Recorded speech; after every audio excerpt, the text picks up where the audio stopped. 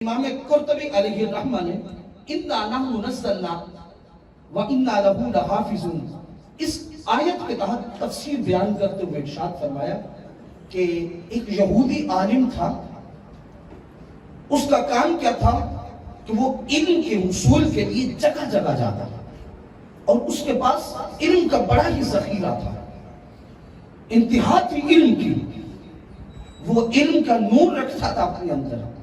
اور اس دور میں خلیفہ مامون الرشید تھا، اس کا کام کیا تھا کہ سال کے بعد ایک مجلس کرواتا جس میں تمام مذاہب کے علماء کو بلاتا اور بلا کے ان کا آپس میں مکالمہ کرواتا، مناظرہ کرواتا۔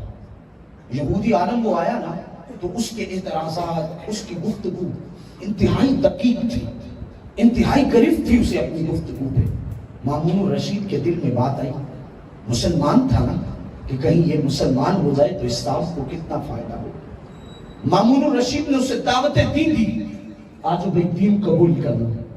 وہ کہنے لگا کہ میں تمہارا دین قبول نہیں کروں گا۔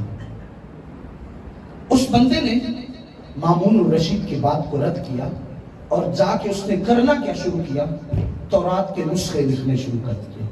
اپنے ہاتھوں سے تورات کے نسخے لکھتا ہے، 3 نسخے تورات کے لکھے، 3 نسخے زبور کے لکھے، 3 نسخے انجیل کے لکھے اور 3 نسخے قرآن کے لکھے۔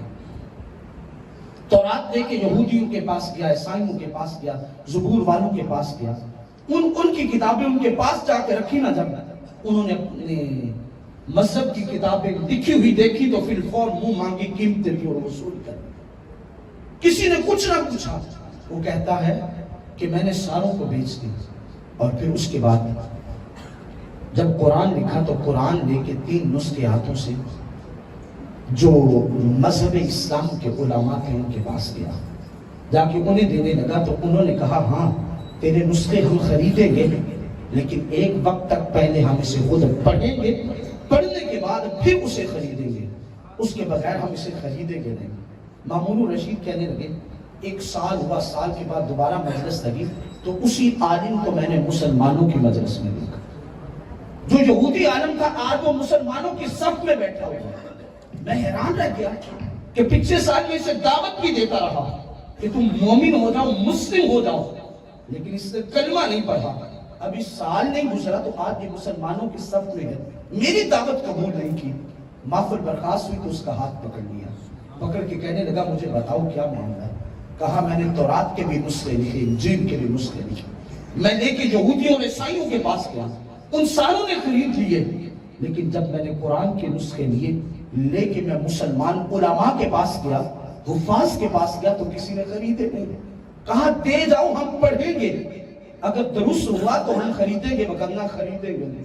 کہا کئی روز کے بعد مجھے میرے نسخے واپس کر دیے، مجھے کہنے لگے تم نے ہمارے قرآن میں اس مقام پہ بھی تحریف کی، یہاں بھی لفظ بدلے، یہاں بھی لفظ بدلے، یہاں سے لفظ نکال دیے تو نے، ہم تیرے اس کلام کو نہیں لیں گے، ہمارا کلام سچا ہے۔